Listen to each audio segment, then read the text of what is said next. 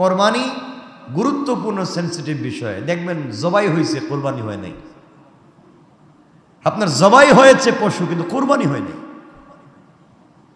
আপনার নিয়ত, আপনার হালাল, আপনার উদ্দেশ্য, আপনার শরিক অথবা শরিক নাই, কার নামে কোরবানি করলেন, কার পক্ষ থেকে দিলেন, জিন্দা মানুষের পক্ষ থেকে না মরা মানুষের পক্ষ থেকে দিলেন, এগুলো আপনাকে জানা লাগবে, নচেত কোরবানি হবে না। হবে না, জবাই হবে, কোরবানি হবে না। অনেক লোক আছেন যাদেরকে আল্লাহ টাকা দিয়েছেন, নিজের নামে কোরবানি করেন না। টাকা নিজের, কোরবানি দে বাবার নামে। আব্বা আম্মার নামে কোরবানি দেন না? মা বাপ নাই, মরে গেছে, আমার মা বাবার নামে কোরবানি দিলাম, আমার মা বাবার পক্ষ থেকে কোরবানি দিলাম, টাকাটা আমার। কোরবানি কার পক্ষ থেকে? কেন? মা বাবার উপরে তো কোরবানি ওয়াজিব না, তাদের তো দুনিয়ায় কোনো সম্পত্তি নাই, মরে গেছে, সব শেষ। কোরবানি কার উপরে ওয়াজিব? যার কাছে নেশাব পরিমাণ মাল আছে। এখন আপনার মা বাপ, আমার মা বাপ যে মরে গেছে, তার কাছে কি নেশাব পরিমাণ মাল আছে? ও তো খালি, কিচ্ছু নাই, কবরে পড়ে রয়েছে। তার পক্ষ থেকে যে দিলেন, ওর উপরে তো ওয়াজিব না, ওয়াজিব তো আপনার উপরে। এর জন্য ভালো করে বুঝবেন, আপনার পক্ষ থেকে ওয়াজিব কোরবানি আপনার পক্ষ থেকেই দিবেন। এরপরে যদি কয়েকটা নাম বাকি থাকে, ওখানে যদি আপনার মা বাপ যার নাম ভাল লাগে দিতে চান, তাহলে বলবেন, আল্লাহ কোরবানি আমার পক্ষ থেকে তোমার নামে, আমার পক্ষ থেকে আমার মৃত মা বাবার সওয়াবের উদ্দেশ্যে কোরবানি করলাম। আল্লাহু আকবার। হইছে তো সব? আল্লাহ তোমার নামে, আমার পক্ষ থেকে আমার জীবিত মৃত মা বাবার সওয়াবের উদ্দেশ্যে আমি কোরবানি করলাম। আল্লাহু আকবার। তো তোমার পক্ষ থেকে আদায় হলো, আল্লাহর নামে হলো, মা বাবার সওয়াব হলো। সুবহানাল্লাহ বলেন। এটাই তো আমরা চাই। মা বাবার জন্য নামে কেন দিবেন? সওয়াবের জন্যই তো। এটা করবেন। তো এভাবে যদি আপনি বুঝাইয়া না করেন, কাজ হবে না। জবাই হবে, কোরবানি হবে না। কথা কি বুঝাইতে পারছি আমি? এরপরে অনেকে কোরবানির সাথে আকিকা করতে চান, তো আপনি নিয়মগুলো জানবেন, এরপর করবেন, দেখবেন হয়ে গেছে সব ইনশাল্লাহ। আর এই যে 3 ভাগ করা লাগবে, 5 ভাগ করা লাগবে, এটা ফরজ ওয়াজিব কিচ্ছু না। আপনি পুরা ভাগই পাবলিকরে দিয়ে দেন, পুরা ভাগই আপনি ফ্রিজে ঢুকায় দেন। এটা হচ্ছে আপনার মনের ব্যাপার, দিলের ব্যাপার, তাকওয়ার ব্যাপার, যে আপনি কতটুকু নিতে চান আর কতটুকু গরিবকে দিতে চান। কথা বুঝেন নাই? আপনি কতটুকু নিতে চান, কতটুকু গরিবকে দিতে চান। আপনার আজকে আত্মীয় স্বজন আসছে, আপনি আজকে বাজারে গিয়ে রায় সাহেব বাজার বা যেখানে গরু গোশত পাওয়া যায়, আপনি 10 কেজি কিনে নিয়ে আসতে পারেন। কিন্তু একজন এতিম, একজন অসহায় চাইলে পুরো বছরে 1 কেজি খেতে পারছে না, আপনি ঈদের পরের দিন গরু গোশত কিনতে পারবেন, খাসি কিনতে পারবেন, ও হয়তো পারবে না, তাকে একটু সহযোগিতা করেন ইনশাল্লাহ। আচ্ছা, আরেকটা জিনিস, এটা আমি আজকে বলছি না, সুযোগ করে আমি বলবো ইনশাল্লাহ। অনেক প্রশ্ন আছে ব্যাপার। এখন আপনারা গরু কিনেন ওজন দিয়ে, আমার এত ওজনের, এত কেজি ওজনের গরুর দরকার, আপনি এত কেজি দিয়ে কি করবেন? আমি জানতে চাই, আপনি এই কেজি দিয়ে কি করবেন? আপনি চিন্তা করছেন আমার আত্মীয় স্বজন 10 জন, 10 জন 5 কেজি করে, 5 10 50, আমার লাগবে 50 হলে 100, আত্মীয় স্বজন হেদের আরো 50 তে 150, তাইলে মোটামুটি একটা গরু আমার 150 কেজি ওজনের হওয়া দরকার। এই চিন্তা করলে কোরবানি হচ্ছে শেষ কোরবানি। আপনার কে কতটুকু নিবে এটা আপনার উদ্দেশ্য নয়, উদ্দেশ্য হচ্ছে লিল্লাহি রাব্বিল আলামিন, আমি আমার রবকে হয়তো 1 কেজি দিয়ে খুশি করতে পারি। সুবহানাল্লাহ। রবকে খুশি করা উদ্দেশ্য। এই জন্য আগের নিয়ম যদি থাকতো কোরবানির, তাহলে বুঝতেন কার কোরবানি কবুল হইছে আর কে দেশ ছেড়ে ভাগছে। আগে কোরবানির নিয়ম ছিল কোরবানি করে আপনি রাইখা দিবেন। মাঠে সব কোরবানির পশু রাখা, আসমান থেকে একটা আগুন আসতো, আগুন এসে যার কোরবানির পশুকে জ্বালিয়ে দিত, তার কোরবানি কবুল, আর যারটা জ্বালাইতো না তারটা কবুল না। এটা যদি নিয়ম থাকতো, কি মনে করেন কয়েকটা কি জ্বলতো? দেখবেন সব পড়ে রয়েছে, সব পড়ে রয়েছে রাস্তায়। আল্লাহ আমাদেরকে হেফাজত করেছেন, তার নাম তার নাম সত্তার, সত্তারুল উয়ুব। সব কিছুকে গোপন করে আমাদেরকে ভদ্র সমাজে সাজাইয়া রাখছেন। আল্লাহু আকবার বলেন। আগের নিয়ম যদি থাকতো জুমাবারে এভাবে লিখে দেওয়া হইতো যে কারা কারা মসজিদে আসছে, আব্দুল্লাহ আসছে, সলিমুদ্দিন আসছে, অসুর ও জেনা করে আসছে, ওখানে লেখা থাকতো, তাইলে মসজিদে আর ঢুকার সাহস করতেন। কথা বলেন না কেন? আগে সব লিখে দেওয়া হইতো।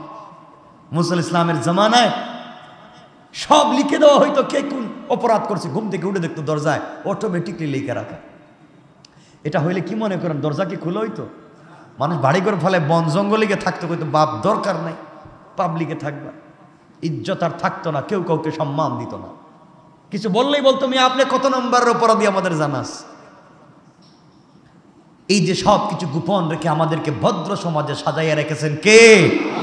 একটা আওয়াজ করে পড়েন না আলহামদুলিল্লাহ। রব কত দয়াবান আমাদের প্রতি, আমাদেরকে ভালো বানিয়ে রাখছে। এজন্য কোরবানির মাসআলাগুলা জানবেন ইনশাআল্লাহ। বলেন জানবেন না? জানবেন। আরো যদি আপনাদের ভিতরে কোরবানি নিয়ে কোনো সন্দেহ জাগে, কোনো মাসআলা নিয়ে, লিখে রাখবেন। জুমায় আমি আসলে আমাকে দিবেন, তাফসিরে আমাকে দিবেন, আমি আপনাদেরকে বুঝাইয়া দিব, এরপরেও আমাদের কোরবানি হোক। এতটুকুন বললাম আজকে। তাহলে আজকের মূল কথা হচ্ছে আমরা 10 দিনকে কাজে লাগাবো ইনশাল্লাহ। বলেন না? ভালো করে কাজে লাগাবো। এখন তো যারা কোরবানির গরু বিক্রি করার নিয়ত করছেন, এরা তো ওজন বাড়াইয়া ফেলায়, কেমনি কি খাওয়াইয়া, ইঞ্জেকশন দিয়ে নাকি মোটা বানাইয়া ফেলায়। এগুলা কারে ধোঁকা দিতে চাচ্ছেন? ধোঁকা দিতে চাচ্ছেন কাকে? কাস্টমারকে? ধোঁকা তো দিচ্ছেন আপনি আল্লাহকে।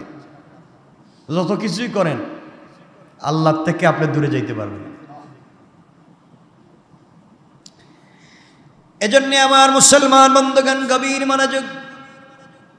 আমি জায়াত পড়েছি, আল্লাহ রাব্বুল ইজ্জত ওয়াল জালাল বলেছেন, গোলাম রে, এই দুনিয়ার জমিনে আমি আল্লাহ প্রথমে কি সৃষ্টি করেছি?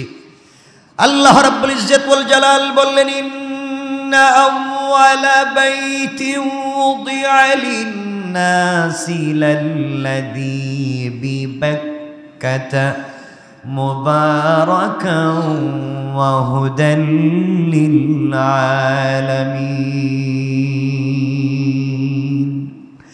আল্লাহ রাব্বুল ইজ্জত ওয়াল জালাল বললেন, গোলামেরা, এই দুনিয়ার জমিনে আল্লাহ জানাইয়া দিলেন, নিশ্চয় মানব জাতির জন্য সর্বপ্রথম যে ঘর প্রতিষ্ঠিত হয়েছিল সেটা মক্কায়। ইন্না আউওয়ালা বাইত উযিআ লিন-নাস, মানুষের জন্য পৃথিবীতে প্রথম যে ঘর বানানো হয়েছিল, লাল্লাযী বিবাক্কাতা, সেটা বাক্কা শহরে, অর্থাৎ আধুনিক মক্কা নগরীতে। মুবারাকা, এই ঘর হচ্ছে বরকতময়, গোটা পৃথিবীর মানুষের জন্য বরকতময়। কথাগুলা ভালো করে বুঝবেন মুসলমান, এখানে আল্লাহ বলেন নাই শুধুমাত্র মুসলমানদের জন্য বরকতময়।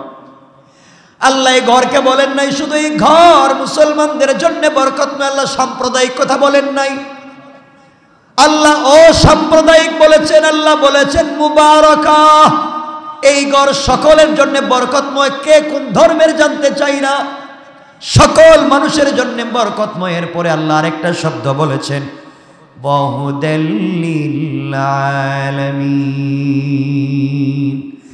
এরপরে আমার আল্লাহ বলেছে, গোটা বিশ্ব মানবতার জন্য এই ঘরকে আমি আল্লাহ হেদায়েতের কেন্দ্রস্থল বানিয়েছি। কোন সুবহানাল্লাহ।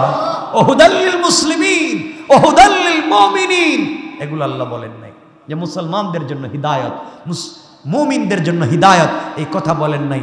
আল্লাহ বলেছেন ওহুদাল লিল আলামিন, গোটা দুনিয়ার, গোটা আলমের জন্য হিদায়াত। গোটা দুনিয়ায় কি মুসলমানরা থাকে? হিন্দুরা থাকে না? বৌদ্ধ থাকে না? ইহুদি খ্রিস্টান থাকে না? শিখ থাকে? সকল ধর্মের মানুষ থাকে। তাহলে ঘর শুধু আপনার আমার নয়, হিদায়াতের জায়গা। আল্লাহ বলছেন ওহুদাল লিল আলামিন, সমগ্র মানব জাতির হিদায়াতের জন্য, গোটা আলমের জন্য, গোটা সৃষ্টির হিদায়াতের কেন্দ্রস্থল, সেন্ট্রাল অফিস হচ্ছে কাবাগর, বাইতুল্লাহ। পড়েন না সুবহানাল্লাহ। কে বলেছেন? আল্লাহ বলেছেন। এটা মাথায় রাখবেন যে সকল সৃষ্টির হিদায়াতের কেন্দ্র কোন জায়গা? কোন জায়গা? মক্কায় বাইতুল্লাহ। এরপরে আল্লাহ রাব্বুল ইজ্জত ওয়াল জালাল আমরা শুধু অনুবাদ করলাম। এরপরে আল্লাহ বলছেন ফিহি আয়াতুম বাইয়িনাতুম মাকামু ইব্রাহিম। আল্লাহ রাব্বুল ইজ্জত ওয়াল জালাল বলছেন মুসলমানেরা, এখানে আমি আল্লাহ স্পেশাল কিছু নিদর্শন রেখে দিয়েছি। এই নিদর্শনগুলো তোমরা দেখলে অটোমেটিকলি চোখ থেকে পানি চলে আসবে। প্রত্যেকটা নিদর্শনের সামনে দাঁড়াইয়া তোমরা যে ইবাদত করবে, ইবাদত শেষ হওয়ার আগে আগে কবুল করার জিম্মাদার স্বয়ং আল্লাহ। আল্লাহ বলছেন ফিহি আয়াতুম বাইয়িনাতুম মাকামু ইব্রাহিম। এখানে অনেকগুলা জিনিস রয়েছে বরকতময়, এখানে অনেকগুলা জিনিস রয়েছে নিদর্শনের মধ্যে একটা হলো মাকাম ইব্রাহিম। আল্লাহ এরপরে বলছেন ওয়ামান দাখালাহু কানা আমিনা। এই শান্তির ঘরে যারা প্রবেশ করবে সাথে সাথে আল্লাহ তাদেরকে নিরাপত্তার চাদর ঢেকে দেয়। কোন সুবহানাল্লাহ, আল্লাহু আকবার বলেন। এখানে ঢুকে যাওয়ার সাথে সাথে ওমান দাখালাহু কানা আমিনা, সাথে সাথে নিরাপত্তার চাদরে ডেকে দেন কে?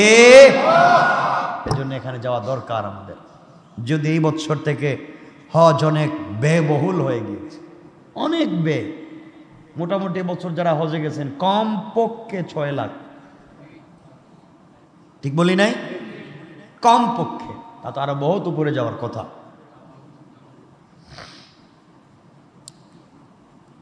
এরপর আল্লাহ রাব্বুল ইজ্জত ওয়াল জালাল বলছেন কারা হজ্জে যাবেন, অনুবাদ করে যাচ্ছে, আজকে আর কথা বাড়াবো না। আল্লাহ বলছেন ওয়ালিল্লাহি আলান নাসি হিজ্জুল বাইতি মান ইসতাতা ইলাইহি সাবিলা।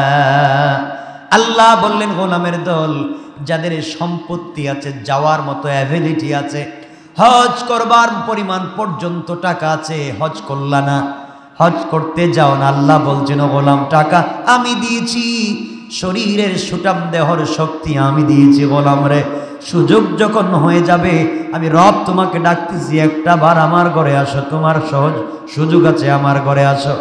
টাকা থাকবার পরে, সুযোগ থাকবার পরে, যাওয়ার সামর্থ্য থাকবার পরে যারা হজ্জে যেতে অনীহা প্রকাশ করে থাকবেন, যারা হজ্জে যাবেন না, সম্পদ আছে, সুযোগ আছে, এরপরে যাবেন না, যাব ভাবতেছেন আজ এই বছর না আগামী বছর, মেয়েগুলাকে বিয়ে দিই, ছেলেগুলাকে সেট আপ করি, বিজনেসগুলাকে গুছাইয়া নেই, এগুলা চিন্তা করে যারা ফরজ হজকে বিলম্বিত করবেন, আল্লাহর পরে বলছেন ওয়ামান কাফারা, যারা গেল না, অস্বীকার করলো, বিলম্বিত করলো, যাব বলে মরে গেল, হজ ফরজ নিয়ে করলো না, আল্লাহ বললেন ফাইন্নাল্লাহা গনিয়্যুন আনিল আলামিন।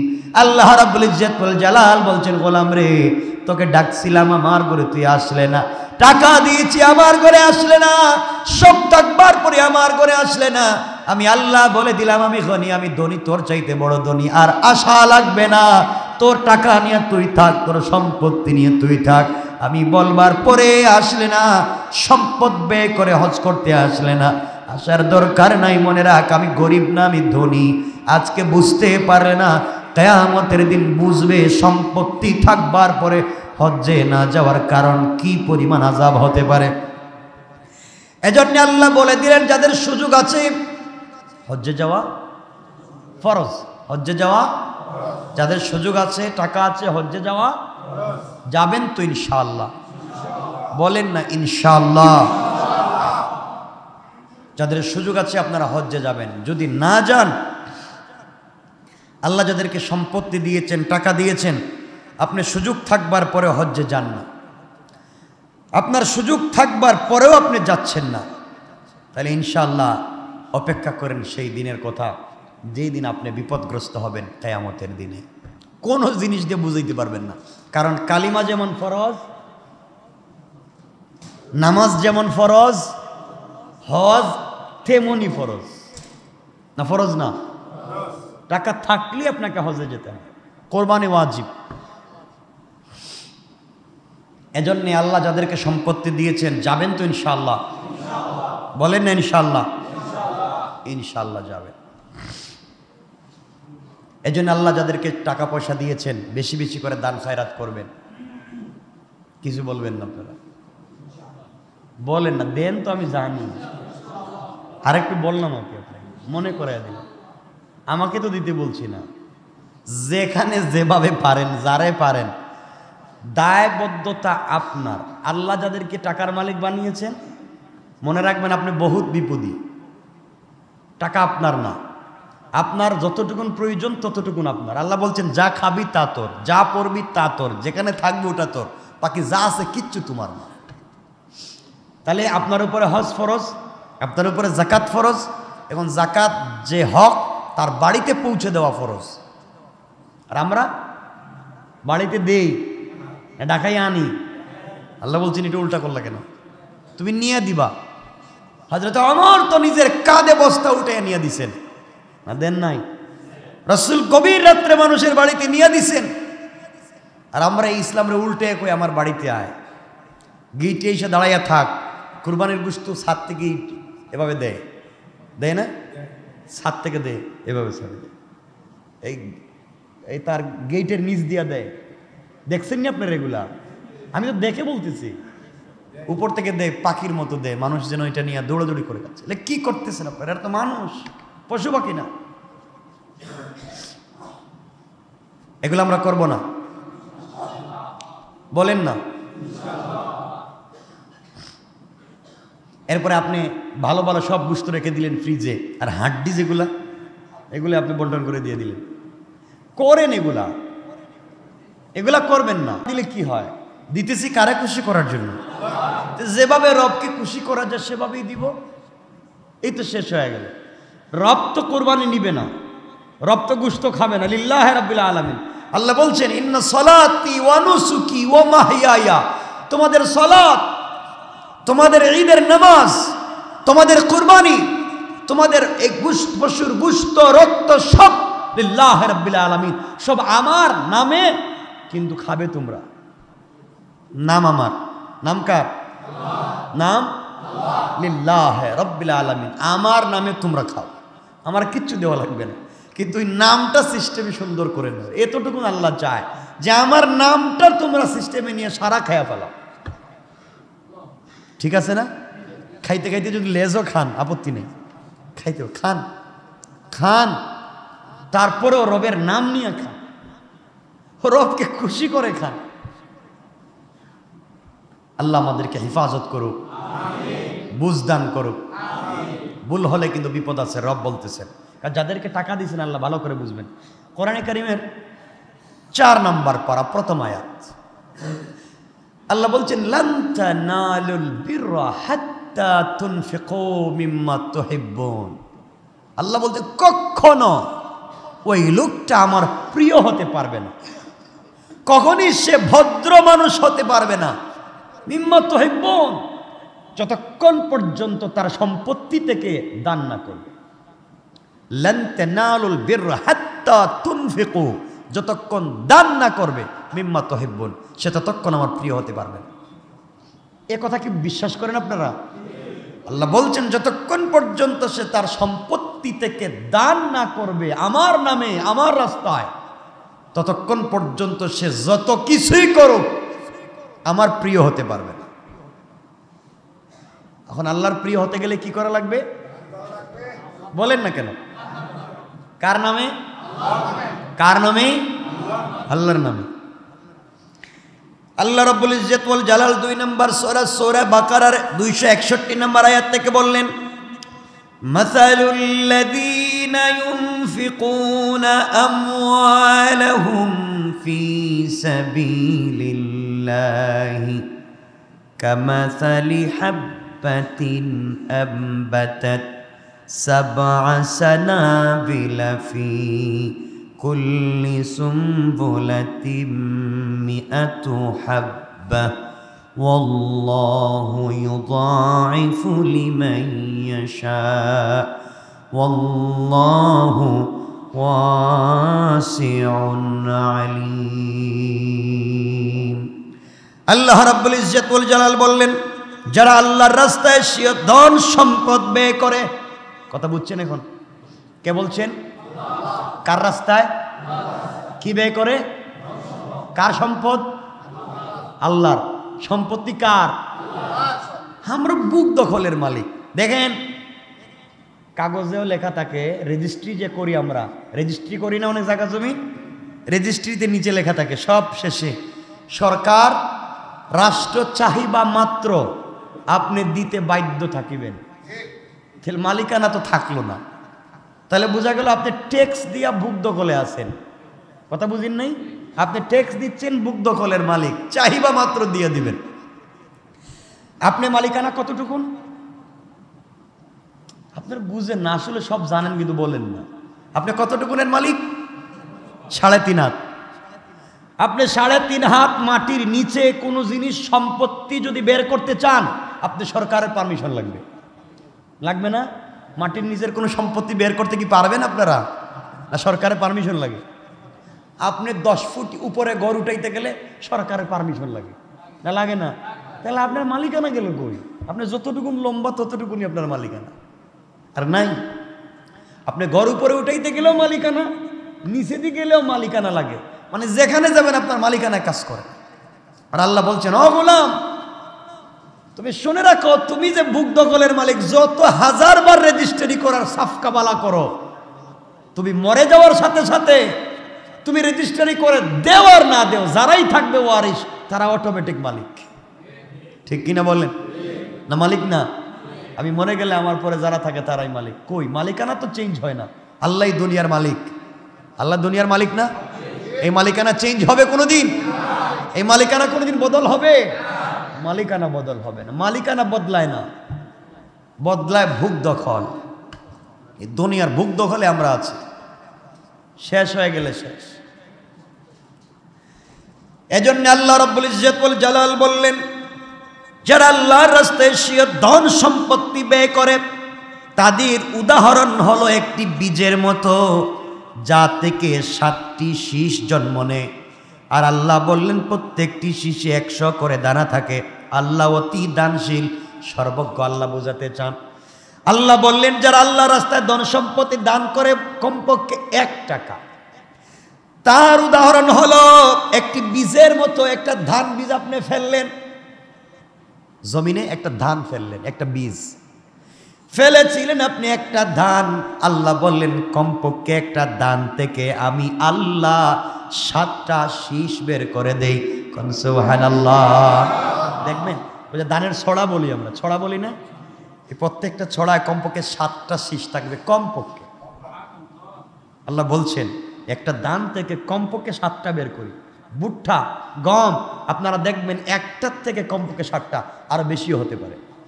আল্লাহ বলছেন গোলাম আমি কমপক্ষে একটা ধান ফেলছিলে, আমি 7টা বের করছি। তুই একটা আল্লাহর রাস্তায় দান করছিলে, আমি 7টা দিচ্ছি। আচ্ছা, এরপরে বলছেন 1 টাকা দান, একটা ধান থেকে যেমন 7টা শীষ বের করি, প্রত্যেকটা শীষে দানা থাকে কমপক্ষে 100টা। সুবহানাল্লাহ বললেন না? আরে আমি বলতেছি না, আল্লাহ তো হিসাব করে করে বলতেছেন। আল্লাহ বলছেন মিয়াতু হাব্বা, কমপক্ষে 100টা।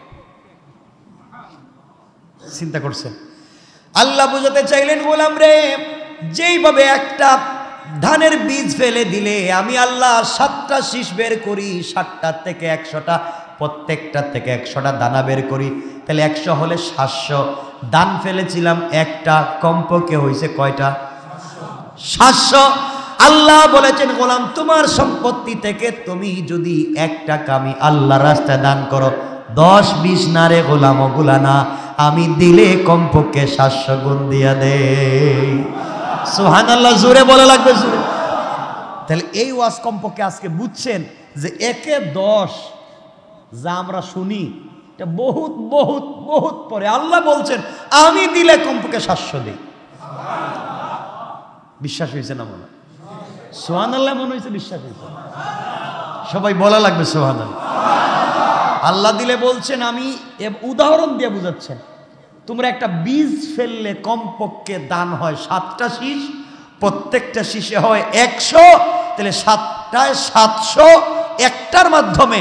আর আমি আল্লাহ তো বলছেন, এরপরে আল্লাহ বলছেন আয়াতের শেষ শব্দে ওয়াল্লাহু ওয়াসিউন আলিম, আমি তো আরো প্রশস্ত দিলের মালিক, আমি তো আরো বড় দানশীল। একে 700 দিব কেন? একে 7,000 7 লাখ 7 কোটি 7 মিলিয়ন 7 বিলিয়ন 7 ট্রিলিয়ন তো আমি আল্লাহ দিতে পারি। আল্লাহু আকবার। বোঝাতে চাচ্ছেন, তোমরা মনে করো না যে আমি একে 700 দিব। আল্লাহু ওয়াসিউন, আমি তো আরো বড় দানশীল। বিশ্বাস করতে পারেন না সেই রবকে, আল্লাহ ওয়াসিউন। এরপরে বলছেন আলিম, আমি সর্বজ্ঞ, সব বুঝি এবং সব জানি। এজন্য আমরা দান করব।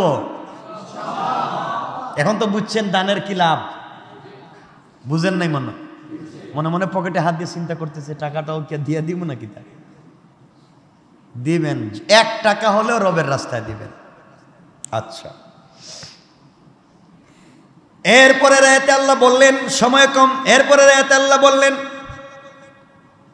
যারা দান করে, দান করার পরে সেই কথাগুলা পাবলিকের কাছে বলে না। দেখেন, 2টা অপশন আমি একদিন বলেছি, আপনি দেখাইয়া দান করতে পারবেন, সওয়াব উত্তম, না দেখাইয়া দিতে পারবেন, সেটাও উত্তম। আল্লাহ বলছেন তোমরা যদি দান করে দেখাইয়া দাও, 2টা কাজ। একটা হলো হয়তো তোমার এই দান দেখে আরেকজন উৎসাহিত হবে, সে দিতে চাইছিল না, সেও দিবে। 2 নম্বর হলো মানুষ মনে করবে আল্লাহ তোমাকে দিয়েছে, আমি আল্লাহর উপরে এই কথা মনে রেখে যদি ভরসা বিশ্বাস রাখতে পারো, আমি বাড়াইয়া দেব। আর যেই লোকটা দেওয়ার পরে কাউকে না বলে আমি রবকে ভয় পাইল, আমি আল্লাহ বললাম তার পুরস্কার আমার হাতে দিব। এই পরের আয়াতে তাই বলছে।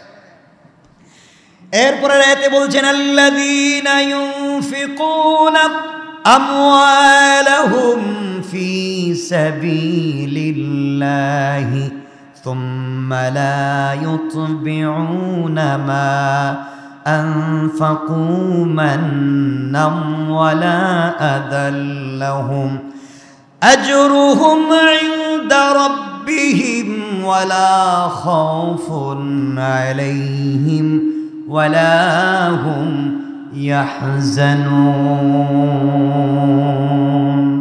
আল্লাহ রাব্বুল ইজ্জত ওয়াল জালাল বললেন, যারা ধন সম্পদ আল্লাহর রাস্তায় ব্যয় করে, এরপর ব্যয় করার পর সে অনুগ্রহের কথা প্রকাশ করে না, যা দান করলো তা বলে না, এবং দিলের ভিতরে দান করার কারণে কষ্ট নেয় না, উৎফুল্ল মনে শান্তি ঠান্ডা দিলে দান করলো, আল্লাহ বলেন তাদের জন্য তাদের পালনকর্তার কাছে রয়েছে স্পেশাল পুরস্কার।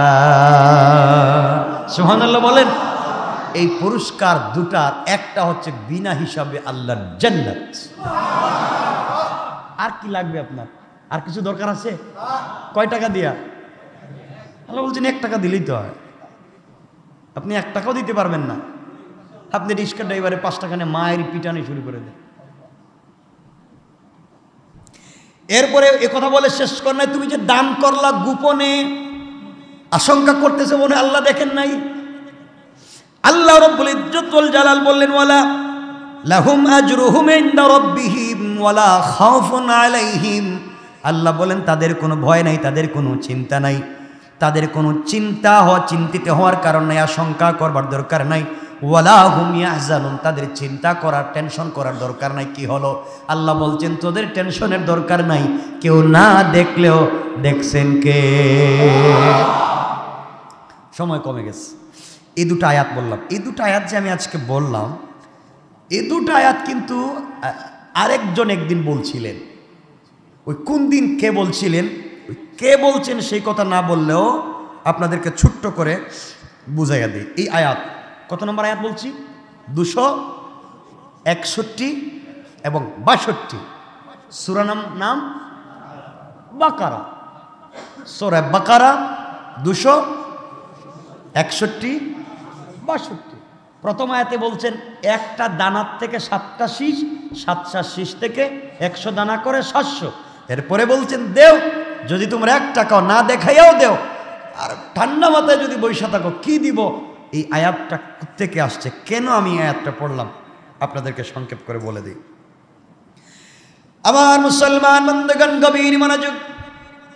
একবার খলিফাতুল মুসলিমিন আমিরুল মুমিনিন হযরত ওমর ফারুক রাদিয়াল্লাহু তাআলা আনহুর জামানায় মদিনার মধ্যে দুর্ভিক্ষ দেখা দিল, কঠিন দুর্ভিক্ষ দেখা দিল মদিনায়। মানুষ না খেয়ে মরে যাচ্ছে, বাচ্চাদের হাড্ডি চামড়া একত্রিত হয়ে গিয়েছে, এমনকি পশু খাদ্য পর্যন্ত নাই, পশুরা মরে যাচ্ছে।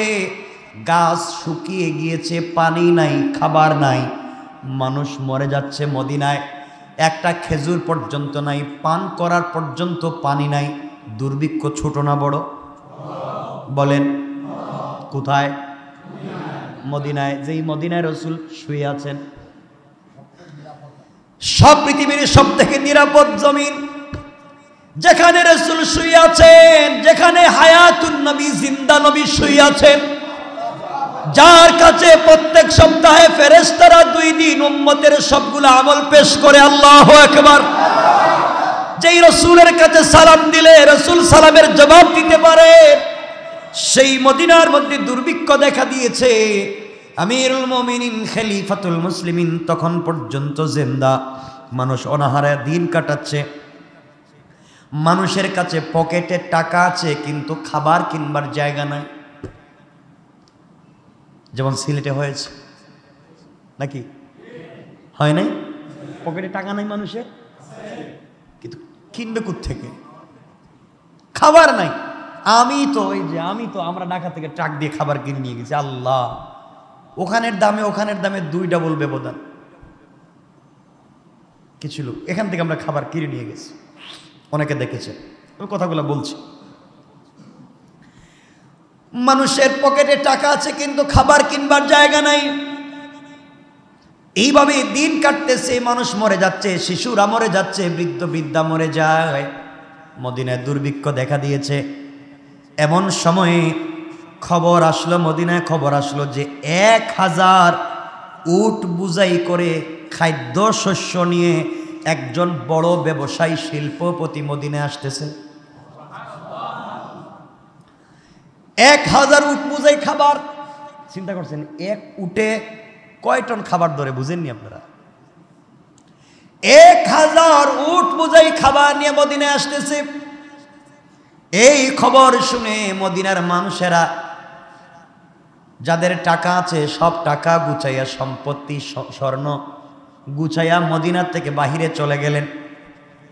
দুর্ভিক্ষের সময় তারা রাস্তায় গিয়ে ব্যারিকেড দিয়ে ব্যবসায়ীকে আটকায়া দিলেন, আর বললেন, আপনার 1000 উট বুঝাই যে খাদ্যশস্য আছে, আপনার এখানে যদি 1 লাখ টাকার খাবার থাকে, আমরা 100 লাখ দিব,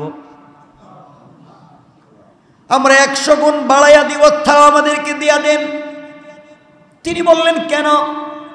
তারা বলল, মদিনায় দুর্ভিক্ষ দেখা দিয়েছে, খাবার নাই, এই সুযোগে আমরা সিন্ডিকেট করে কিছু ব্যবসা করি, যেটা আমরা করি। বলে দেন না, ঠিক না মিথ্যা কথা? আল্লাহ তো এটা বুঝেন ভালো করে, জন্য বলতেছে। সিন্ডিকেট করে বাড়িয়ে দেই, যেটাই শয়তানি আমরা করি।